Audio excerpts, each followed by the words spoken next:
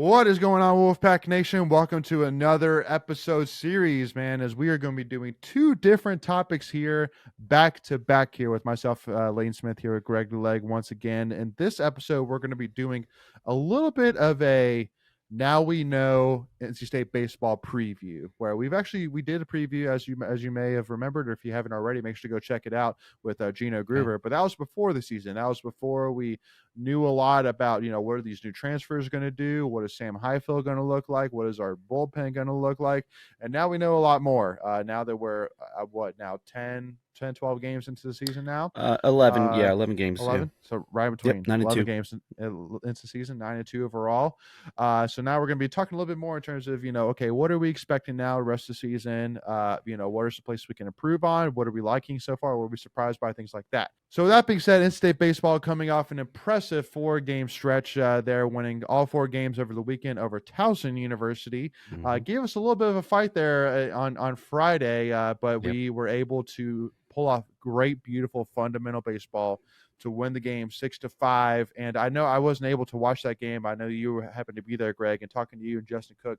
I think you guys basically both agree that that seemed like that was kind of like the all out push for the punch game for Towson. They just really just gave it all, and just unfortunately we're not quite able to get it done. But I mean, what kind of stood out to you from the series weekend, Greg?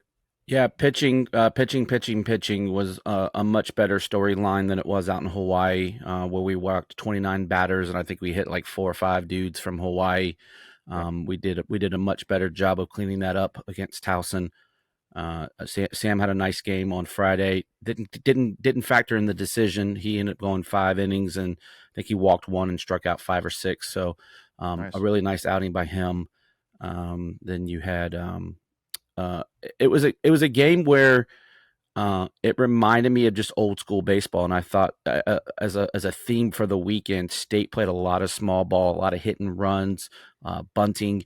You saw Garrett Pennington, who's by no stretch of the imagination, he's a power dude. I mean, he hits the crap out of the ball every time he hits it, and he laid down a beautiful bunt to advance the runners to give Drew Lamphere the opportunity, to hit a walk-off hit to left field. So I thought we played really sound baseball. VCU was able to claw back, give them credit. They didn't hit the ball particularly hard, a lot of infield hits, just timely placed hits. They played an old little league play in the 8th inning and stole a run where they got into a pickle. The guy from first base broke, and then the guy from third ended up scoring. So they were able to cut a run.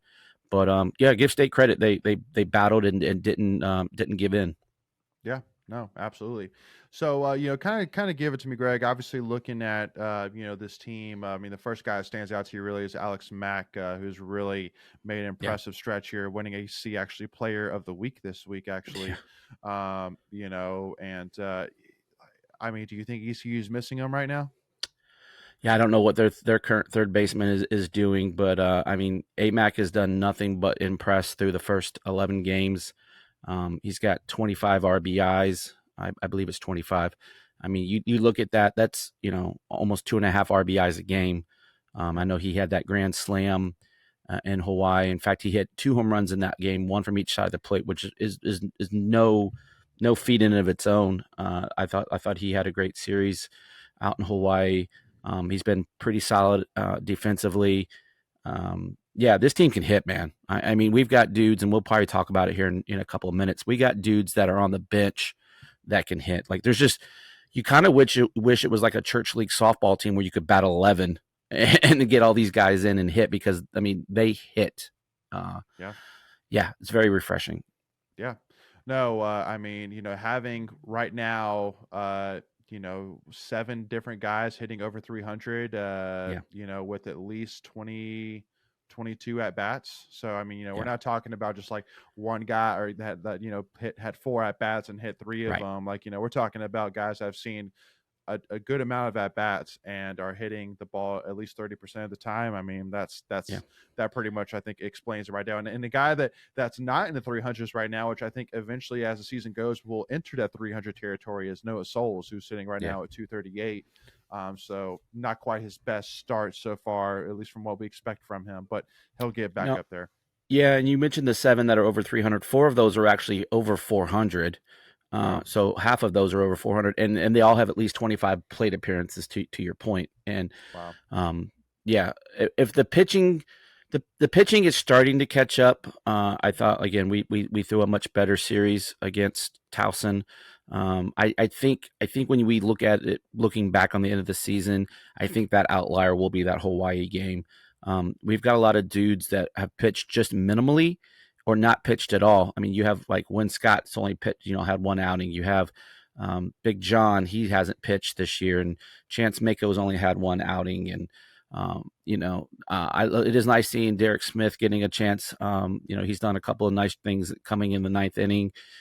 You got the fresh. I mean, here's the other thing we haven't talked about: the freshman arms on this team, and I think we probably need to pause there and kind of talk about them. Yeah. We have dude after dude after dude, and it's been like, okay.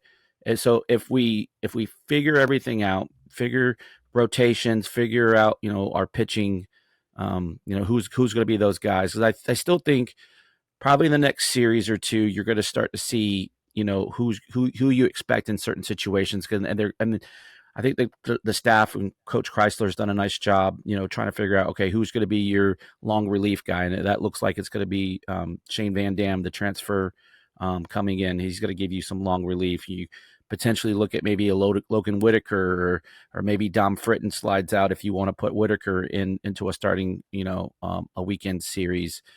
So Yep. you got a lot of plug and plays you can do there. And so I like that you have options. And then, God forbid you have the proverbial injury, you can slide someone in and you don't miss a beat. Yeah. No, absolutely. I mean, Jackson Lucas, got to give a shout out to that guy, man. I mean, Yeah. ERA wise, you're not, necessarily loving it at a 5.19 ERA, but I mean, he's been put into some really tough positions. Specifically in Hawaii, he played, a pretty long stretch there. Yeah, he did a nice job in Hawaii. He did a really nice job. Only giving up 2 walks right now. Mm-hmm. To 11 strikeouts. I mean, like Yeah. we talked before last weekend about the issues with walks to strikeout ratio, and I mean that guy's got a Mm-hmm. beautiful one at 11 strikeouts to two walks. So Yeah, and uh, again, he's a yeah, freshman, so he's yeah, gotta figure things out. He pounds the zone is what you want, from your pitchers. You're okay with them putting the ball in. Obviously, you don't want to see him hit a home run, but right. he had some bad luck in that Townsend. He was one of the pitchers where I think if he didn't give up both, he gave up one of the infield hits, and so they ended up scoring off of that. But he's just a gamer. Like I love the raw emotion he shows. He's very excitable, and I think he'll grow into his role, whatever that may be. Moving down the line. But again, yeah, he's someone that you can count in to get you a couple outs. Maybe need to pitch an inning or two, because I think if I'm not mistaken, let me see if I think I have his numbers here. What was his innings pitch? You have that really quick? I feel like Uh, he's gone. Jackson Lucas, Yeah, he, eight. he's Yeah, uh, eight he, and eight he's and two 8.2, thirds and three. 2/3. Yeah, so like 3 appearances. Yeah, he's averaging 2 or 3 innings a game. So again, he's coming in and kind of being a bridge to the next guy.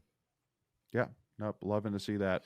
So hoping to keep that going. But another guy, I mean, that you're kind of maybe, yeah, I would say actually funny enough that you're feeling really good about your freshman. You're not feeling really great about your upperclassmen, Sam Highfill and Don Fritton. You're just kind of scratching your head a little bit there. Like Yeah, Sam so Highfill. Sam you Highfill, go ahead. obviously coming off of you're hoping, like, I mean, even for me, I had him circled as the guy, like, okay, this guy's gonna have, his bounce back year. And again, keep in mind all this, I'm not saying, oh man, like, they're busts, like, they suck, but it's just No. more of, okay, it just hasn't really started. 11 games in, I haven't really seen what I expected out of a Don Fritton, who really impressed as a freshman last year, and then Sam Highfield, who again, was your 2021 Lovebird, Yeah. your All-American story. And then he's struggled right now with 4.5 ERA for Highfield and 6.39 ERA for Fritton. Before we continue, I want to take a quick second to tell you about our sponsor, Flatlands Jessup Insurance Group, that has your whole world covered, with agents in 5 offices throughout eastern North Carolina to help you decide how much coverage you need, offering policies for home and auto, recreational vehicles, commercial, crop, health, life, and employee benefits. They are able to combine options to find a comprehensive solution that works for you. Flatlands Jessup protects the things you love so you can spend less time wearing and more time enjoying them. Find them on Facebook and Instagram at Flatlands Jessup. You can also visit their webpage at www.flatlandsjessup.com. So please make sure to go and check them out. Yeah, when you look at these guys' ERAs, it's still early in the season. I mean, Sam's leading the staff with 14 innings, and you have to remember these dudes are using aluminum bats, so ERAs are going to be a little elevated because there's just more runs scored in college. It's not a wooden bat. I definitely first outing of the season, Sam battled the first two games. I think he ended up getting. I think he got the win on Friday, I believe is what. No, he got the no decision. So his win, I think, came with Hawaii, but he definitely pitched his best game on Friday.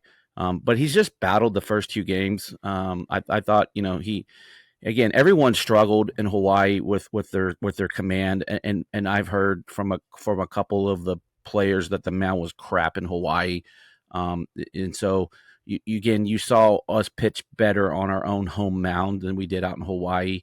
So again, like I said earlier, I think that's going to be the outlier game where we struggle. But I thought Sam had his best stuff on Friday, and so you would look to see him build upon that. Now he'll get his first ACC start of the year.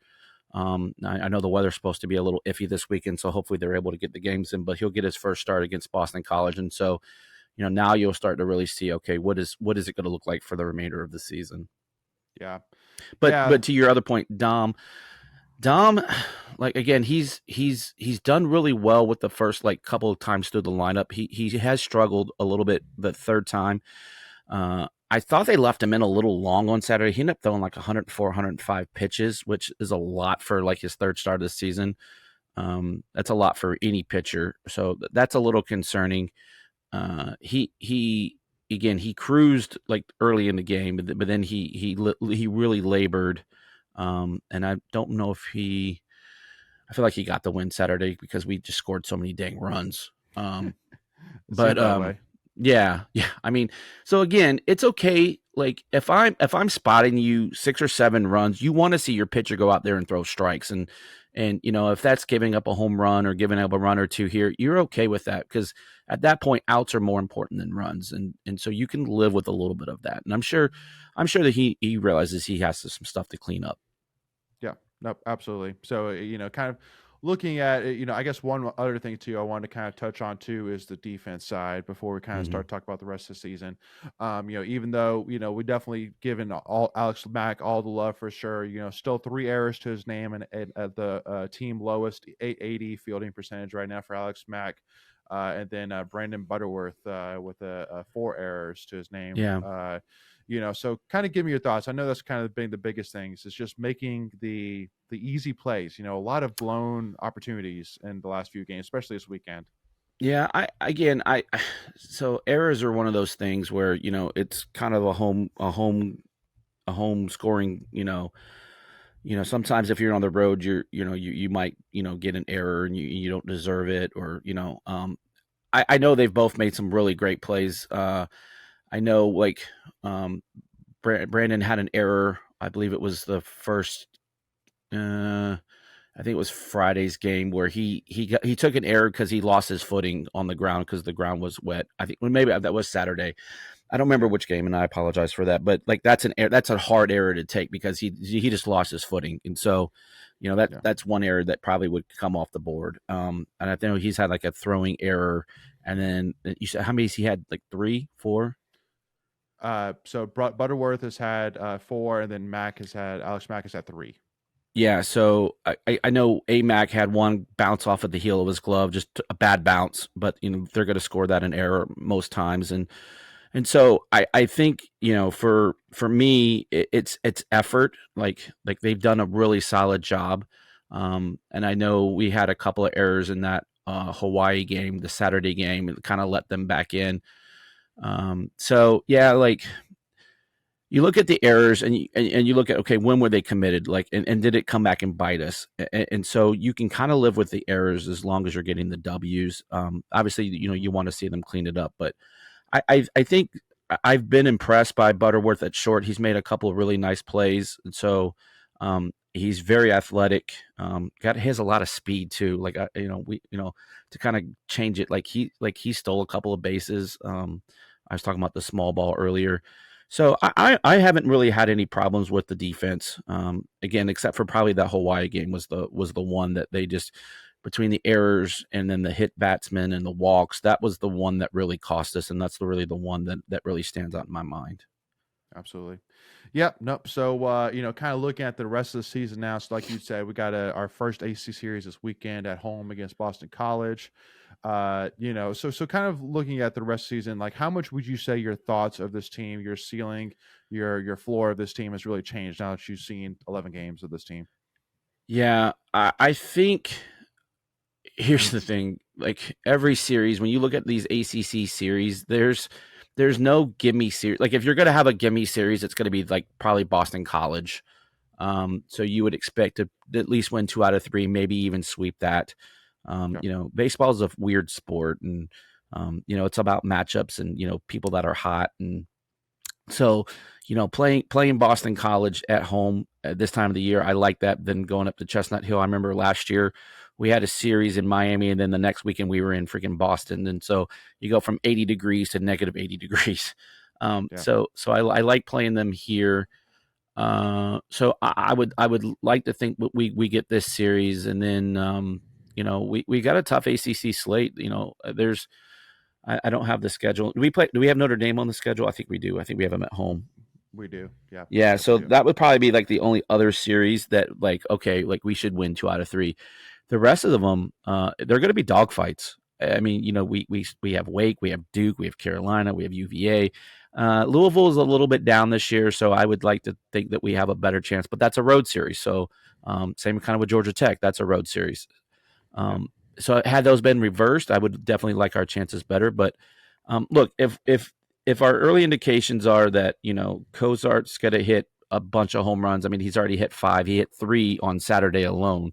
Now, granted, you're going to step up in pitching. So, are these bats gotta speak loudly when we get to ACC competition? And I think that for me, that's a key. Is that are our early season success going to carry? Because we saw someone like Peyton Green who tore up non-conference last year, and then got hit the struggle bus when we got to ACC competition. So for me, is will we be able to continue to hit? And if that's a sounding or resounding yes, look, when you score pretty much double figures in every damn game, you're gonna win your fair share. I think we scored double figures in 3 out of the 4 against Towson. We scored double figures in 2 out of 3 against Hawaii, and then VCU. Did we score double figures in any of those? I'm trying to remember. So we scored 10. Yeah. So we scored 15, 10, and 14 against Towson, which is awesome. Yep. We scored 10 versus Hawaii, 17 versus Hawaii. Yep. And then versus VCU, we didn't score more than 6. Yeah. I didn't think we scored as many against them. Yeah. So yeah, but I mean, look, what's our lowest output of the season? 5. Yeah, 5. 7-5 when we lost to. No, I think we only scored 2 against VCU in one of the games. So we scored 5 against Hawaii, and then we scored 5 against VCU. Okay, so 5 is the lowest number. Yeah, so if you're scoring 5 runs a ball game, you're going to give yourself a lot of opportunity to win. So then you just want to make sure that pitching and that defense is sound. Yep. So again, like for me, that's the biggest thing. Is our bats gonna be as good, if not better, than what we've already experienced in out of conference? Yeah, Wolfpack Nation. And then for us, again, just make sure y'all again, got exciting season coming up here still. I mean, again, and you're still feeling really, really good with the pitching bullpen that you have. Definitely, it won't be as strong without a guy like Matt Wilson for sure. But you look at what Jackson Lucas has done so far. What these other freshmen have done. Shane Van Dam, like you feel pretty good. Go ahead, and you look at lost my train of thought. Ryan Marone, he's a guy that you probably didn't expect to be a starter, and he's gone in and look, he's pitched very well. I think he's 2-0. I think he's got 2. Can you check me on that? He is, and he has a 4.5 ERA. Yeah, he's given up 17 hits, which is the team high, but he also has 14 strikeouts to 8 walks, which is actually a little bit better than Sam Highfill. So yeah, so those 17 hits, like he gave up some hits on Sunday to Towson, but we also he picked a guy off on first. We had a couple double plays behind him, so it's okay if you give up the hits. What do you do once you get those guys on base? And so I thought. Again, I thought he battled really well, and again, this was a guy that we probably didn't expect to hear from this year, or at least in a very limited role out of the bullpen. So the fact that he's giving you three quality starts, because I think he beat VCU and then he won Sunday. I think he got a no decision. Yeah, in fact, he did get a no decision in Hawaii. But again, you're playing with house money with him at this point, and so if you continue to get those types of results in ACC play, that's just a bonus. And we kind of talked about the freshman arms. You have Marone, you have Lucas, you have who else do we have? I'm trying to look at my in terms of freshmen. Yeah, Duden. He's come out and thrown really well. And then you have guys that have kind of what's that? Jacob Dudan. Yeah, Jacob Dudan. Mm-hmm. And then you have guys, like Halford, like he hasn't thrown a lot, but he's coming in a couple of spots, especially in the Towson series that, he closed the door on some opportunities. And then you had a guy who we didn't even think was going to pitch this year, and Heath Andrews, and he's, giving you an outing. And so I'm really excited, to see some of these other guys. Like we haven't seen PJ Labriola, and we haven't seen like Win Scott much. We haven't seen, like I said, John Morala. And so we haven't tapped our full potential out of that bullpen. And so, at what point, are they going to trust these freshman arms? Because, now you're getting into, it's okay that you could dip their toes in a little bit in these early series against non-conference, but are you going to have that confidence to throw them out there when these series now start getting, when the lights get a little brighter? That's probably a better way to say it. Yeah, absolutely. So with that being said, Wolfpack Nation, we will wrap that piece up right there. Make sure to check us out for our next episode. We're going to be previewing the ACC wrestling tournament here this weekend in Chapel Hill on Sunday from 11 a.m. to 7 p.m. But again, for baseball side, again, got an exciting series against Boston College this weekend, and what should be a very, very exciting season here for the Pac-9 team. So looking forward to it. With us, Wolfpack Nation, we are on the road again to 10,000 subscribers. So hopefully, per the time of this recording, we had hit that 9,000 subscriber mark, which would be phenomenal. So first of all, cannot thank all of our amazing supporters enough for us hitting that awesome point, and definitely look forward to hitting that 10,000 point mark as well, subscriber mark. But hey, before we close this, I want to thank everyone that tuned into us when we streamed out in Hawaii. We've gotten a ton of feedback, very positive from friends and family of the program. So thanks to Dom Fritton's mom, Angela. She recommended or suggested that we try to do it, and so just want to give them a shout out too, because that was a lot of fun. I think I tweeted it out. It wasn't on my Hawaii baseball bingo card. Was calling a couple of baseball games, but glad we could give the families a little bit something back, because they give so much to us. Yeah, absolutely. So couldn't have said it better, Greg. Appreciate that. And then so thank you to everybody. If you haven't already, make sure to give us a follow, Tuffy Talk Now, Twitter, Instagram, or TikTok. And if you enjoyed this conversation, make sure to do us a huge favor, leave us a like and on this video as well. And then if you're listening to this on Apple Podcasts, Spotify, iHeartRadio, wherever you are listening to this, please leave us a 5-star review. We greatly appreciate that as well. We'll see y'all soon, and go Pack, y'all.